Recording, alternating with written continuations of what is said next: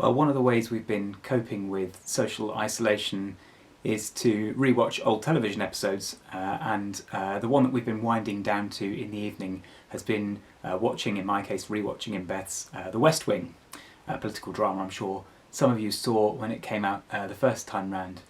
It's a great show, well worth everybody's time. Here's what I noticed about an episode early on in the first series. The president, who's called Jed Bartlett, is responding to a crisis in the Middle East. An American plane has been shot down and he wants to know what he can do about it to retaliate. And he gathers with his chief military commanders to hear what the options are. And the options range from striking back on certain targets through to other kind of pre-planned and identified forms of attack. And to begin with, what President Bartlett really finds excruciating about that is the phrase a proportionate response.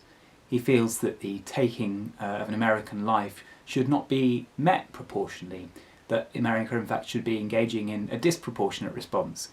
And he's kind of tempted to almost go entirely into war on behalf of this pilot who's shot down. Well, in the end, he's talked out of it, and they take the other targets and things move on again. It got me thinking a little bit because the kind of sense of proportionality is something that we find in this reading from John's Gospel this evening. Now what we have is Mary pouring out this extraordinarily expensive pound of nard. It would have been astronomically expensive, at least a year's wages. You kind of wonder actually where she got the money from to do such a thing. And with this kind of huge amount of perfume, she simply drops it at Jesus' feet and anoints him. What happens? Well, Judas complains. Judas says, why wasn't this perfume sold and the money given to the poor? It's kind of, although John is sceptical about his motives, it's a valid question. Why isn't that money taken and given to serving the poor, especially when it seems like Jesus has been with the poor and supporting the poor all of this time?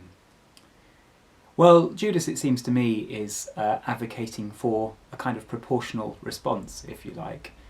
He's looking for a way of making sense of the world in proportionality. There are the poor, here is some money.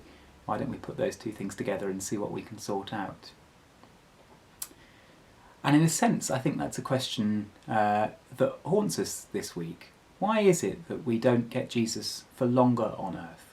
Why doesn't he do more healing? Why doesn't he do more teaching? Why doesn't he have longer to spend with people? Maybe fill out those Gospels a little bit more so that we have some more to go on. Here's what Mary sees that we perhaps don't, that Judas certainly doesn't. She gets who Jesus is. And she's really demonstrating that in the perfume.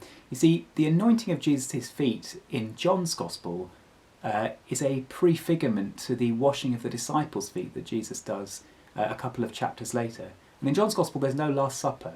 So this is what we get as the preparation leading into Good Friday. Jesus anoints his disciples' feet. He's preparing them to die with him. When Mary anoints Jesus' feet, she's preparing him to die too. It's what Jesus says about the perfume. It's for the time of my burial. Well, what do we take from all of that? I think it's something along the lines of this. God doesn't act in a proportionate way towards the world.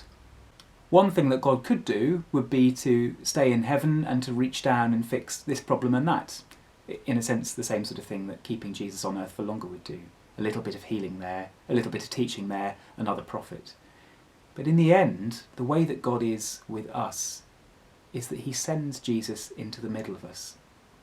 He gives up the thing that's most valuable to him, just like Mary gives up this amazingly valuable gift of perfume. And just like the perfume, God pours out Jesus for us.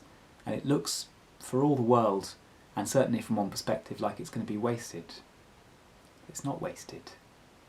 Instead, it's the most kind of astonishing, transformative sign that God is changing the fundamental way that we are, that we're no longer to be completely isolated from God, that heaven and earth are going to be brought back together, just as they're brought together in the body of Jesus. that death won't have the final word. And once you consider all the kind of cosmic consequences of those things, you spend much less time worrying about the smaller moments that Jesus is dealing with.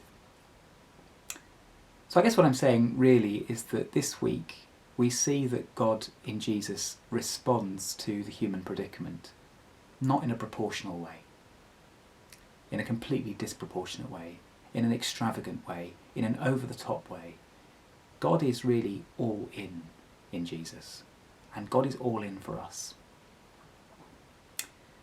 Now, one of the things about Holy Week is normally it's one of those things that if we're at work or if we have busy lives, it can be difficult to make the sacrifice and the time to put into prayer and to reading and all those things. But in these days of isolation, perhaps this is the time when we can follow that example more fully.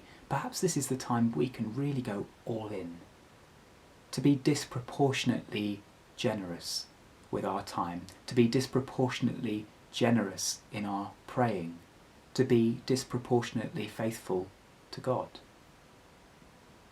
Maybe that's what we're being called to do this week. And maybe this moment in the Gospels, Mary pouring out this perfume upon Jesus' feet, maybe that's the image that should stay with us for this next few days.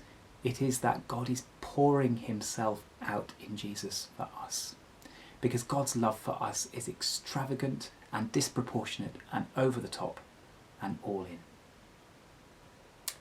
So I hope you have a blessed Holy Week. I hope you can find the time to pray. I hope you have a way of discovering that God is trying to draw close to you, because God is all in for you.